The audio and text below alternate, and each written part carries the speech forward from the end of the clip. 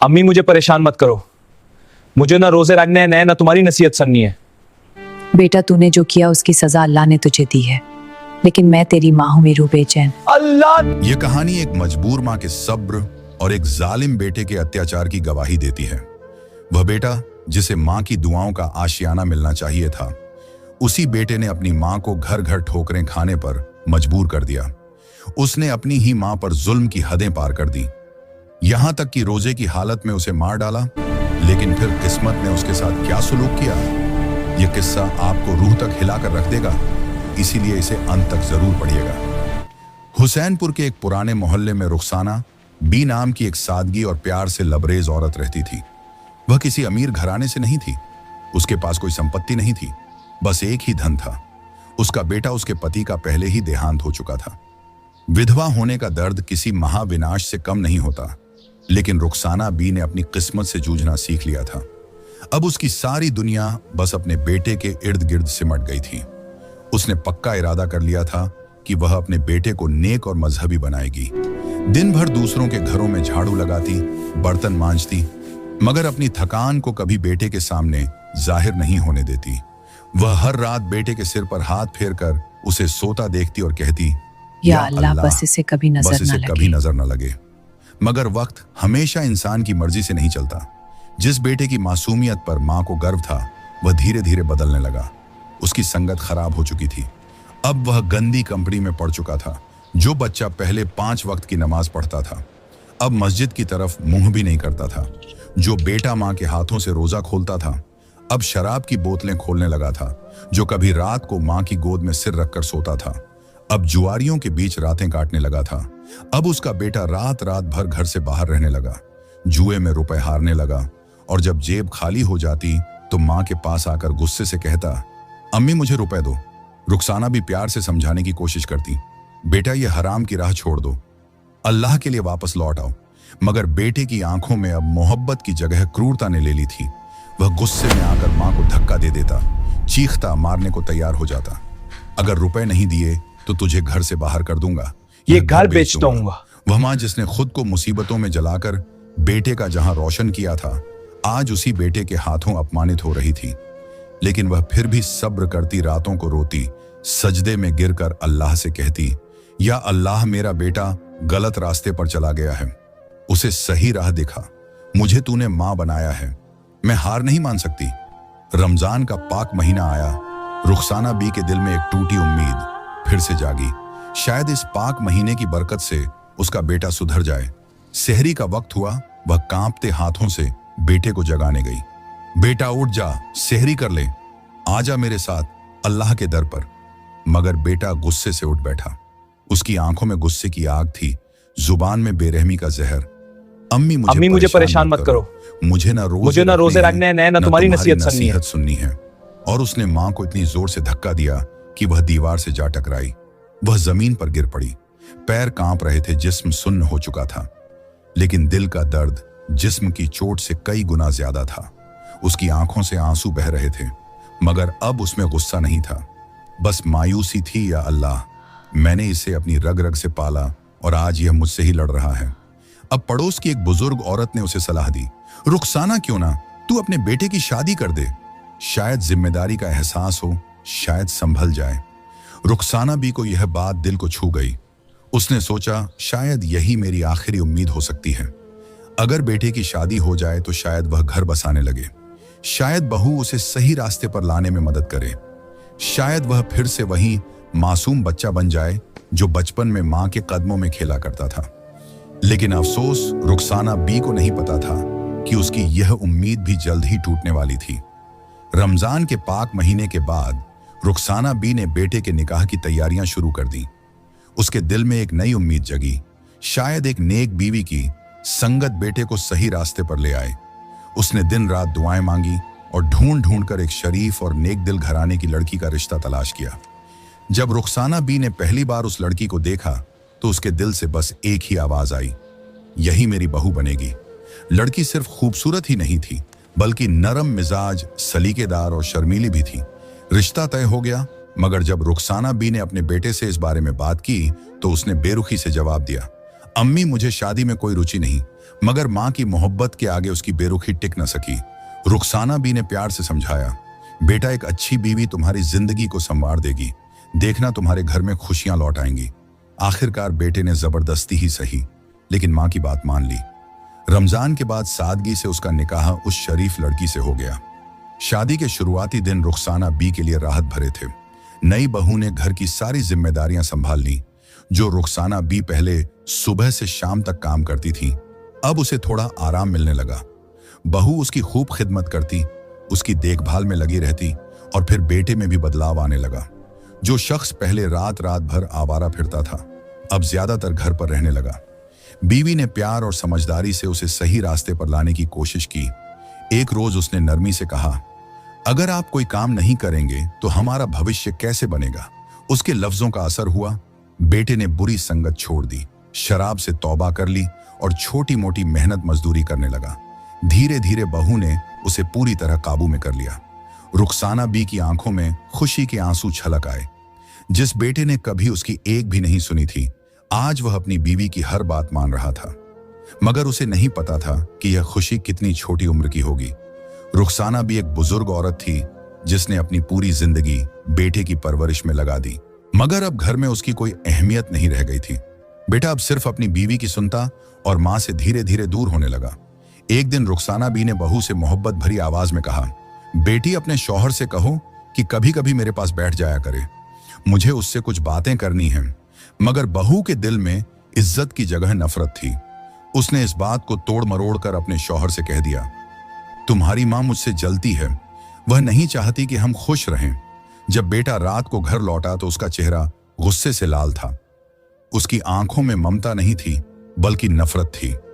वह सीधे मां के कमरे में गया, मगर आज वह वही मासूम बेटा नहीं था बल्कि गुस्से में पागल एक अजनबी था। उसने मां की चारपाई उलट दी। रुखसाना भी जमीन पर गिर पड़ी और फिर उसने मां के गाल पर एक जोरदार तमाचा मार दिया। उसकी आवाज गूंजी, तुम कौन होती हो मेरी बीवी पर हुक्म चलाने वाली? तुमने मेरी जिंदगी में किया ही क्या है? रुखसाना भी सन्न रह गई। आज पहली बार बेटे ने सिर्फ अल्फाजों से नहीं बल्कि हाथ उठाकर भी चोट पहुंचाई थी। उसने बेटे की आंखों में देखा, मगर वहां कोई पछतावा नहीं था, कोई ममता नहीं थी और पीछे खड़ी बहू के चेहरे पर एक चालाक मुस्कान थी। अब रुखसाना बी के लिए वह घर कैद खाना बन गया। जिस बेटे को उसने अपने लहू से सींचा था, वही अब उसे पराया कर चुका था। घर के एक कोने में वह दिन भर अकेली बैठी रहती। अब कोई उससे बात नहीं करता था। अब वह किसी के लिए मायने नहीं रखती थी। रमजान का पाक महीना फिर से आ गया। रुखसाना बी ने सोचा, शायद इस बार अल्लाह मेरे बेटे का दिल बदल दे। मगर जो होना था वह तो होकर ही रहता। एक रात जब सब इफ्तार की तैयारी कर रहे थे, रुखसाना बी ने कांपते हाथों से थोड़ा सा दूध और खजूर मांगे। बहू ने बेरुखी से कहा, घर में कुछ नहीं बचा, जो खाना है खुद जाकर ले लो। यह सुनकर बेटा गुस्से से भड़क उठा। हर रोज तुम इफ्तार के बहाने नौटंकी करती हो, अगर कुछ नहीं है तो भूखी रहो, मर भी जाओ तो कोई फर्क नहीं पड़ता। और फिर उसने मां को धक्का दे दिया।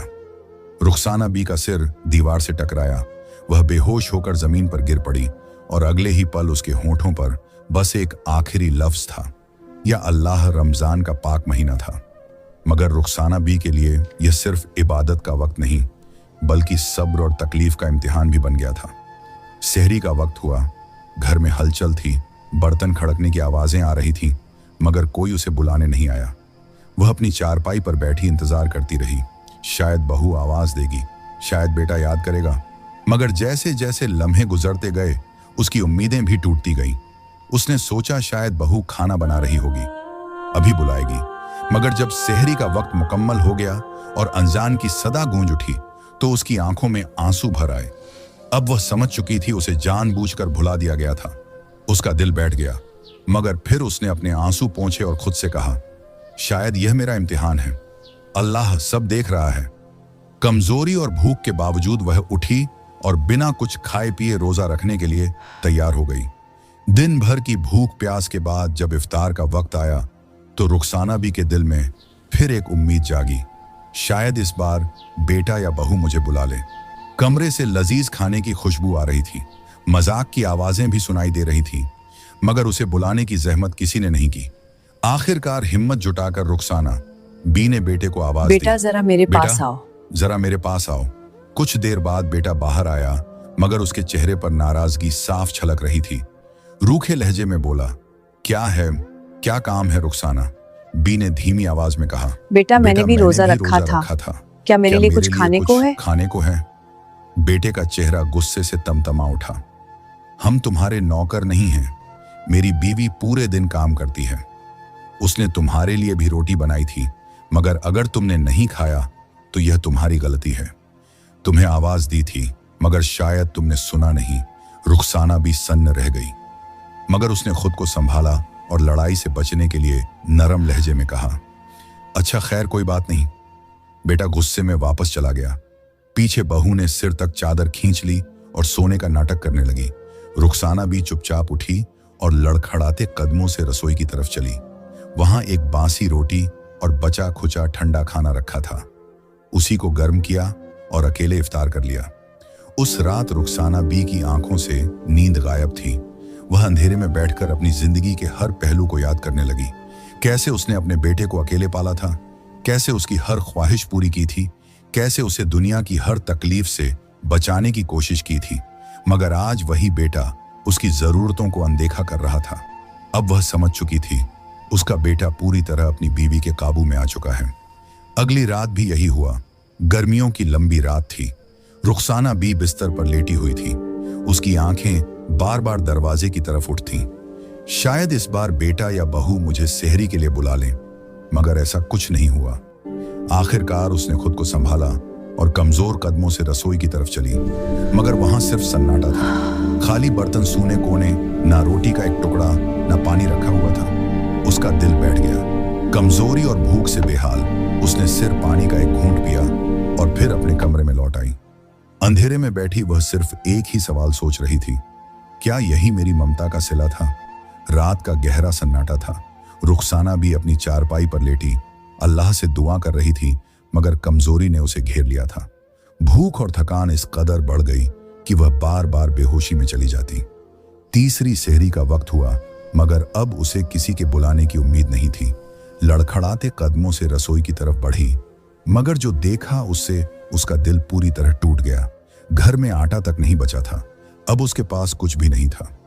उसने कांपते हाथों को उठाया और आसमान की तरफ देखकर कहा, या अल्लाह मुझे इतना सब्र अता कर कि मैं इस हालात को बर्दाश्त कर सकूं। पूरा दिन वह अपने कमरे में भूखी प्यासी पड़ी रही। सुबह बेटा घर लौटा, मगर उसने अपनी मां की हालत देखने तक की जहमत नहीं उठाई। शाम हुई, रोजा खोलने का वक्त आया। बेटे और बहू ने हंसते हुए इफ्तार किया, मगर रुखसाना बी को फिर किसी ने नहीं बुलाया। वह अपनी चारपाई पर लेटी रही। कमजोर, तन्हा और लाचार सेहरी का वक्त गुजर गया, मगर रुखसाना बी के कमरे में एक घूंट पानी लेकर भी कोई नहीं आया। सुबह होते ही बहू ने धीरे से शौहर से कहा, अम्मी जान 3 दिन से कमरे से बाहर नहीं आई हैं। जरा देखिए तो कहीं उनकी तबीयत खराब ना हो। बेटे को यह सुनकर अच्छा लगा कि उसकी बीवी मां का ख्याल कर रही है। खुश होकर वह अपनी मां के कमरे में गया और बोला, अम्मी उठ जाइए, कुछ खा लीजिए। देखिए मेरी बीवी ने मुझे आपके पास भेजा है। मगर जब उसने अपनी मां को हिलाया तो उनके जिस्म में कोई हरकत नहीं हुई। कमरे में सिर्फ खामोशी थी। बेटे का दिल बैठ गया। उसने घबराकर जोर से पुकारा, अम्मी अम्मी, मगर जवाब में सिर्फ सन्नाटा था।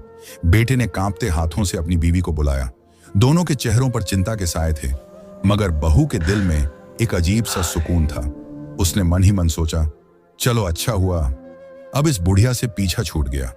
हर वक्त नसीहत देती रहती थी, मगर चेहरे पर झूठी फिक्रमंदी के भाव लाते हुए आंखों में नकली आंसू भरकर बोली, अम्मी जान आप इतनी खामोशी से हमें छोड़कर चली गई। बेटा पूरी तरह टूट चुका था। अब उसे एहसास हुआ कि उसने अपनी मां के साथ कितनी बेरुखी की थी। मां भूखी प्यासी थी, मगर मैंने एक बार भी उनके बारे में नहीं सोचा। गुनाहों का बोझ उस पर इतना भारी हो गया कि वह पूरी तरह बिखर गया। अब वही घर जहां वह हंसता खेलता था, मातम का मंजर बन चुका था। रात होती मगर बेटे को नींद नहीं आती। हर बार उसकी मां का चेहरा उसकी आंखों के सामने आ जाता। बिस्तर पर करवटें बदलते हुए वह खुद से कहता, अगर मैंने मां की देखभाल की होती तो आज वह जिंदा होती है। मां के इंतकाल के कुछ दिन बाद एक रात उसकी बीवी ने कहा, आप बहुत परेशान रहते हैं, मगर अब हमें आगे बढ़ना चाहिए। आपकी मां अल्लाह के पास चली गई हैं, उनके लिए दुआ कीजिए और अपनी जिंदगी बेहतर बनाने की कोशिश कीजिए। यह सुनकर बेटा थोड़ा संभला। अब उसने अपने दिल में ठान लिया, मां के साथ जो गलत किया उसका कुछ तो कफारा अदा करूंगा। रात का अंधेरा गहरा रहा था, कमरे में सिर्फ तन्हाई थी और वह जो बिस्तर पर पड़ा अपनी तकदीर को कोस रहा था। हर सांस एक सजा बन गई थी, हर याद सुलगते अंगारों की तरह जलाने लगी थी। उसने अल्लाह के सामने रो रो कर तौबा की। अब दिन रात नमाज में मशगूल रहने लगा, मां की मगफिरत के लिए दुआ करने लगा, मगर जिंदगी ने उसे इतनी आसानी से छोड़ने का इरादा नहीं किया था। कुछ दिनों तक सब यूं ही चलता रहा। फिर एक सुबह सेहरी के वक्त उसकी बीवी ने हल्के से झिंझोड़ते हुए कहा, उठिए, सेहरी का वक्त हो गया है, मैंने आपके लिए रोटी बनाई है। उसने उठने की कोशिश की, मगर जैसे ही अपने पैरों पर खड़ा होने की कोशिश की, अचानक उसके पांव लड़खड़ा गए और वह जमीन पर गिर पड़ा। घबराकर कांपती आवाज में बोला, मुझे लग रहा है मेरे पैरों में कोई ताकत नहीं रही। बीवी फौरन दौड़कर डॉक्टर को बुलाने गई। डॉक्टर ने गहरी जांच की, फिर एक ठंडी सांस लेकर कहा, बहुत अफसोस की बात है, इनके पैरों में अब जान नहीं रही। यह अब कभी चल फिर नहीं पाएंगे। यह सुनकर बेटे पर जैसे कयामत टूट पड़ी। या अल्लाह, यह सब मेरे गुनाहों का अंजाम है। वह रोते हुए अपनी बीवी से कहने लगा, मैंने अपनी मां का दिल दुखाया, उन्हें भूख प्यास से मरने दिया। अल्लाह मुझे कभी माफ नहीं करेगा। पहले बीवी ने उसे तसल्ली दी, मगर धीरे धीरे उसके दिल के रंग भी बदलने लगे। अब उसे अपना भविष्य ज्यादा अहम लगने लगा। कुछ दिनों तक तो मजबूरी में उसकी देखभाल की, मगर फिर उसकी बेचैनी बढ़ने लगी। एक दिन उसने साफ साफ कह दिया, देखिए, मैं अभी जवान हूं, किसी से भी शादी कर सकती हूं। आपकी खिदमत करते करते थक गई हूं, मुझे अपना भविष्य देखना है। मैं इस तरह के बीमार और लाचार शख्स के साथ जिंदगी नहीं गुजार सकती, मुझे तलाक दीजिए। बीवी के यह बेरहम लफ्ज सुनकर बेटे पर दूसरी मुसीबत टूट पड़ी। अब उसके पास कोई चारा नहीं था। उसने भारी दिल से अपनी बीवी को तलाक दे दिया। अब वह बिल्कुल अकेला था, न मां का साया न बीवी का सहारा। अब वह सिर्फ चारपाई पर पड़ा रहता और अपनी तकदीर को कोसता। हर रोज वह रो रो कर अल्लाह से माफी मांगता, या अल्लाह मुझे माफ कर दे, मैंने अपनी मां का दिल दुखाया, मेरी वजह से उन्होंने भूख प्यास में जान दी, मैं कातिल हूं। दिन ब दिन उसकी हालत बिगड़ती गई। अब उसकी आंखों में सिर्फ पछतावे के आंसू थे, मगर अब उसकी जिंदगी में न मां लौट सकती थी न बीवी। रात की गहरी खामोशी थी। अंधेरे कमरे में वह अकेला बैठा था। ना कोई उसे संभालने वाला था, ना कोई सहारा था। हर तरफ बस तन्हाई थी। कभी कभी वह तन्हाई में चीख चीख कर रोता, मगर उसकी चीखें सुनने वाला कोई नहीं था। एक वक्त था जब उसकी मां हर लम्हा उसकी खिदमत में लगी रहती थी, मगर आज वही मां नहीं थी। यह गम उसके नाजुक दिल पर भारी पड़ रहा था। रात की गहरी खामोशी में उसकी थकान और दर्द उसे बेहोशी की आगोश में ले गए। वह गहरी नींद में डूब गया और तभी एक अजीब मंजर सामने आया। उसे अपनी मां दिखी, वही प्यार भरा चेहरा, वही ममता से भरी आंखें, वही मोहब्बत, वही अपनापन। वह मां की आवाज सुन सकता था, बेटा तूने जो किया उसकी सजा अल्लाह ने तुझे दी अल्लाह है। ने तुझे दी है। लेकिन मैं तेरी माँ हूँ लेकिन मेरे मैं तेरी बेटे। मां हूं, मेरी रूह बेचैन है। मां के यह लफ्ज उसके दिल पर हथौड़े की तरह गिर रहे थे। जिस मां को उसने तड़पा तड़पा कर मारा, आज वही मां उसे दिलासा दे रही थी। मां ने नरम लहजे में कहा, अल्लाह ताला ने मुझे जन्नत में खूबसूरत महल अता किया है। मैं वहां ऐशो आराम में हूं, मगर मेरी रूह को सुकून नहीं है। मैं तुझे इस हाल में नहीं देख सकती। मैं अल्लाह से दुआ करूंगी कि वह तुझ पर रहमत करे, तेरी बीमारी दूर करे और तुझे दोबारा चलने फिरने के काबिल बना दे। ख्वाब खत्म होते ही उसकी आंख खुल गई। वह कांप रहा था, उसका जिस्म पसीने में डूबा था। चेहरे पर गुनाहों के पछतावे से भरे आंसू बह रहे थे। या अल्लाह, ये वही मां है जिसे मैंने तड़पा कर मारा, जिसे मैंने एक घूंट पानी तक ना दिया, जिसे मैंने भूखा रखा, और अब वही मां मेरी भलाई की दुआ मांग रही है। मां की मोहब्बत ने उसे अंदर तक हिला दिया था। अब उसके अंदर हलचल होने लगी, जैसे कोई रोशनी उसके दिल में उतर रही हो। रमजान का आखिरी अशरा चल रहा था। 27वीं रात थी। पूरी दुनिया इबादत में मशगूल थी। उसी रात करिश्मा हुआ। उसे महसूस हुआ कि उसके पैरों में कुछ हरकत हो रही है। या उसने रहमान या आंखें बंद रहीम। की और अल्लाह का नाम लिया। जैसे ही उसकी जुबान से निकला या रहमान या रहीम, एक अजीब ताकत उसके जिस्म में दौड़ गई। उसने महसूस किया कि उसकी कमजोरियां खत्म हो रही हैं। वह धीरे धीरे उठा और पहली बार महसूस किया कि उसके बदन में ताकत लौट रही है। उसने एक कदम बढ़ाया, वह चल पड़ा था। खुशी से उसका दिल झूम उठा। फौरन सजदा किया और रोते हुए कहा, या अल्लाह, तेरा लाख लाख शुक्र है, तूने मुझ जैसे गुनहगार पर रहमत कर दी। अब वह दोबारा अपनी जिंदगी में लौट आया था, मगर अफसोस इस बीमारी में उसे हक और नाका की पहचान हो गई थी। लेकिन एक पछतावा जिंदगी भर रहेगा। माँ अब वापस नहीं आ सकती। माँ सिर्फ एक लफ्ज नहीं, बल्कि दुनिया का सबसे खूबसूरत रिश्ता है। माँ की मोहब्बत बिना शर्त होती है। हम गलतियां कर सकते हैं, मगर माँ कभी अपने बच्चों के खिलाफ सोच भी नहीं सकती। याद रखो, जब हम छोटे थे, हमें सबसे पहले खाना खिलाया जाता था। जब हमारा पेट भर जाता था, तो माँ हमारा झूठा खाना खुद खाती थी। क्या कोई और ऐसा कर सकता है? नहीं, सिर्फ माँ। फिर भी बड़े होकर हम माँ बाप को तकलीफ देते हैं, उन्हें नजरअंदाज करते हैं, उनसे झगड़ते हैं और कभी कभी तो उन्हें अकेला छोड़ देते हैं।